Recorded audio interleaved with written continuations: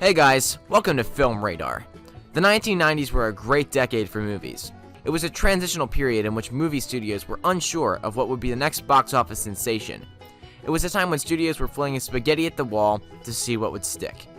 Many films were critically panned, but some clearly stood out above the rest. This isn't to say that these are the worst movies ever made. A film that everyone agrees is slightly below average will receive a lower score than a film that is loved by a few and despised by the majority. There are also some worse movies that we haven't been able to aggregate due to a lack of reviews. Here are the top 10 worst movies of the 90s, so let's go. Before we get started, be sure to subscribe to our channel and ring the bell to get notified about our latest videos. At number 10, Milk Money from 1994. It comes as no surprise that Milk Money is a bad film. The movie starts with three young boys playing a call girl to do something less than savory, and ends with that same woman falling in love with the boys' fathers. Paramount Pictures paid $1.1 million for John Matson's script, which was later nominated for a Razzie. This was a cost that was easily offset by the film's box office performance, which grossed $45.1 million in the United States. However, the critics were not as complimentary. Variety's Leonard Klady called the film a misguided comedy with a Hall of Shame pedigree. At number 9, Spy Hard, 1996. Although 1995 was not a good year for Sylvester Stallone, the decade of the 1990s was a disaster for Leslie Nielsen. None of the 8 films in which he starred during the decade received favorable reviews. Spy Hard is yet another action parody in the vein of the far more successful The Naked Gun and Airplane films. When writing about the film, the Chicago Tribune's John Petrakis said, "As funny as Nielsen can be, like all comic actors, he still needs the quick-thinking jokes and zingy one-liners to be genuinely funny." And People magazine's Ralph Novak called it a haphazardly executed send-up. At number 8, Cool as Ice from 1991. Vanilla Ice was ready for his next career move 6 months after his outstanding performance in Teenage Mutant Ninja Turtles 2, Secrets of the Ooze. In 1991, he also appeared in Cool as Ice, a modern remake of Marlon Brando's 1953 film, The Wild One. The plot revolves around a drifting rap group/bike gang led by Vanilla Ice, who shakes up life in a small town. The plot twists and turns, including a strange revelation about secret identities and kidnapping by corrupt cops. Cool as Ice received critical acclaim, but only made back $1.2 million of its $6 million budget. At number 7, Ghost Dad from 1990. Bill Cosby was one of the world's biggest stars in the early 1990s. The Cosby Show lasted 8 seasons and was the highest rated show on television 5 years in a row from 1985 to 1990. Ghost Dad was directed by Oscar winner Sidney Poitier and appeared to be a surefire success, at least on paper. While the Ghost Dad production budget was never disclosed, the film only grossed $24 million at the box office and received overwhelmingly negative reviews. The Seattle Times' John Hartle wrote in his 1.5 out of 4-star review that the best thing about the film was its short 83-minute runtime, and that Ghost Dad may be the dumbest major studio movie of this not-so-bright summer. At number 6, Mr. Magoo, 1997.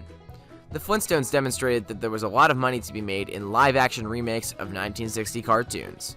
To that end, Disney decided to resurrect Mr. Magoo, a retired millionaire whose refusal to admit that he is nearly blind leads to a series of comical misadventures. The film was only in theaters for 2 weeks before Disney was forced to cut its losses due to backlash from blind and nearsighted groups. It only made $20 million against a $30 million budget before being canceled. At number 5, Stop or My Mom Will Shoot, 1992. Stop or My Mom Will Shoot, a 1992 film directed by Sylvester Stallone, is one of the worst.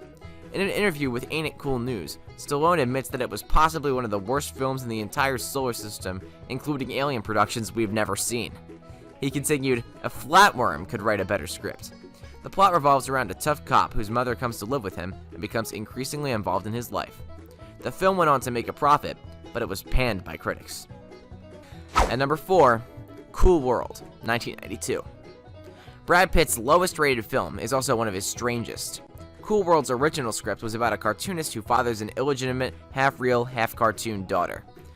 The daughter despises herself and attempts to attack her father. The original producer of the film scrapped that script, and it was later rewritten as a story about an animated world in which cartoons can become real if they come into contact with humans. As a result, the film was a creative and commercial disaster that lost $15 million at the box office. The film's visual style was praised by critics, but its story and one-dimensional characters were panned. At number 3, Mortal Kombat Annihilation from 1997. Mortal Kombat received a mixed reaction when it was released in 1995. It received below-average ratings from critics and slightly above-average ratings from audiences. Its sequel, Mortal Kombat Annihilation, received only negative feedback. Annihilation still made a $20 million profit, but it was panned by audiences and critics alike. Stephen Wright of the Philadelphia Inquirer wrote in his 1.5 out of 4-star review, "Never, at least not since the first Mortal Kombat, has tedium been so loud, so full of backward flips and flying fists to the kissers of centaurs from another realm." At number 2, Speed 2, Cruise Control from 1997. Speed was one of the year's biggest hits. It earned more than $350 million worldwide. Its sequel, Speed 2, Cruise Control, wasn't able to get anywhere near that level of success. The film was supposed to star Keanu Reeves, but the original film's star dropped out during pre-production. Speed 2 falls far short of its predecessor, thanks to laughable dialogue, thin characterization, unsurprisingly familiar plot devices, and action sequences that fail to generate any excitement, Stephen Thompson of the AV Club said in his DVD review of the film. Speed cost something like $30 million. This sequel cost 4 times as much. So in comparison, why is it a feeble, aimless piece of garbage? And at number 1, Baby Geniuses from 1999. The film with the worst reviews on this list was also a box office success. Baby Geniuses, regarded as one of the worst films ever made, is another film that appears to be a parody rather than an actual film. It grossed $36 million at the box office, enough to spawn a sequel, Super Babies, Baby Geniuses 2. This sequel is currently ranked 3rd on IMDb's list of the worst 100 films. The original is also on the list, but at a much more respectable $71, comparatively. The film was named one of Roger Ebert's top 10 most despised films. Babies are cute only when they're being babies, he wrote in his review of the film. When they're presented as miniature adults on greeting cards, in TV commercials, or especially in this film, something fundamentally wrong occurs, and our human instincts protest. So guys, have you seen any of these films? If you have, let us know in the comments below. If you liked this video, please hit the like button and share with your friends. And finally, thanks for watching.